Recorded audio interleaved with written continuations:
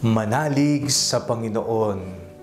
Ako po si Father Fiel Pareha at ito po ang ating segment, ang Daily Devotion, na kung saan tayo po ay magdarasal, magbabasa at magninilay kasama ng salita ng Diyos sa buong taon. Manalangin tayo.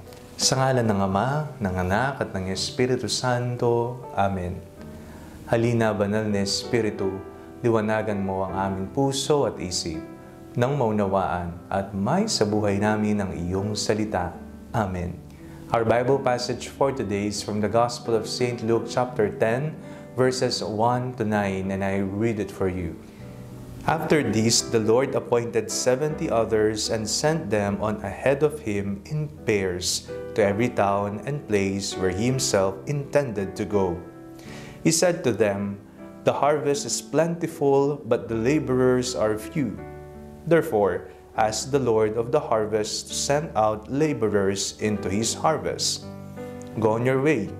See, I am sending you out like lambs into the midst of wolves.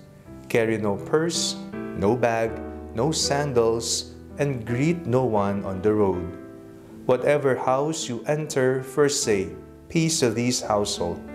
And if anyone is there who shares in peace, your peace will rest on that person. But if not, it will return to you.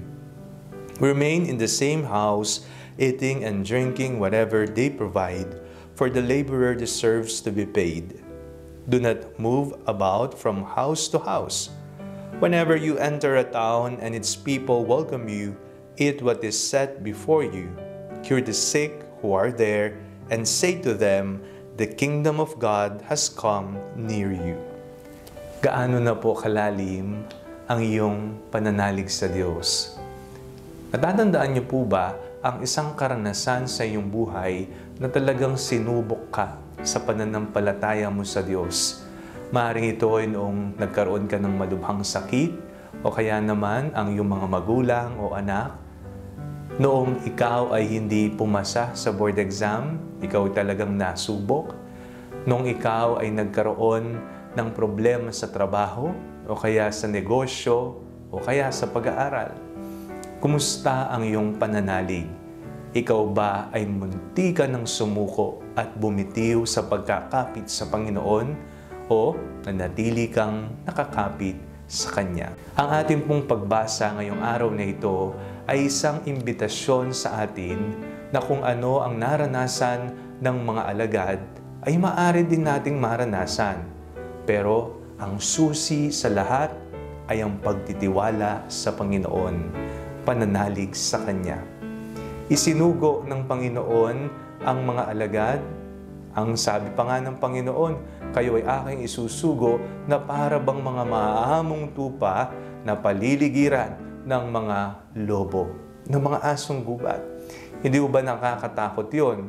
At dagdag pa dyan ang mga habilin na huwag magdadala ng ganito, ito lamang ang inyong dalhin at suotin, at kung ano pa. Ang pananalig sa Panginoon ay tumutukoy sa 100% ating puso, ang ating pag-iisip, ang ating buong pagkatao ay iaalay natin sa Panginoon. Isusuko natin ang lahat-lahat sa Kanya, na para bang ang Panginoon nang bahala, sapagkat Siya ang nagpadala at nagsugo sa iyo sa isang misyon o sa isang sitwasyon sa buhay. Nariyan din kalakip ang grasya na hindi Kanya pababayaan. Isang malaking hamon po sa ating lahat, palalimin ang pananalig sa Kanya at huwag basta-bastang mawalan ng tiwala sa iyong sarili at sa Kanya. Manalangin tayo. Panginoong Jesucristo, palalimin po ninyo ang aming pananalig sa iyo.